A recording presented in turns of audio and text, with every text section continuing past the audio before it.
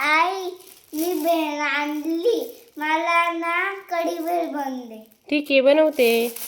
मला कढी पातळ हवी का घट्ट, त्यानुसार बेसन पीठ घ्या, 1 वाटी दही घ्या, ठेचलेला लसूण, चिमूटभर हळद, चवीनुसार मीठ, कढीपत्ता, हिरव्या मिरचीचा ठेचा, कोथिंबीर आणि जिरे.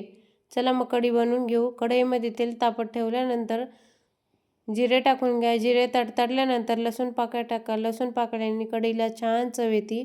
त्यानंतर हिरव्या मिरचीचा ठेचा टाकून घ्या. हिरव्या मिरचीच्या ठेच्याने कढी झणझणीत होते आणि चविष्ट पण लागते खूप.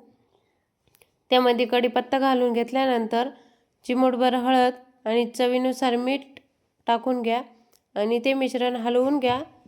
त्यानंतर दही आणि बेसन पिठाचं एकत्र मिश्रण करून त्यात घालून घ्या आणि वरतून कोमट पाणी टाकून घ्या.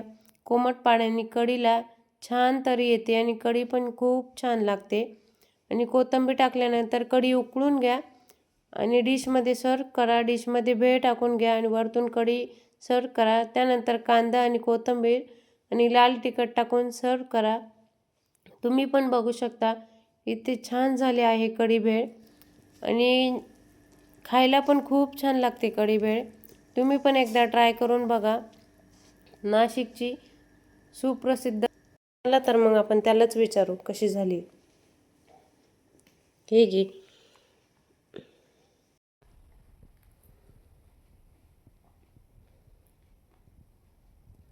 एकदम छान झाली.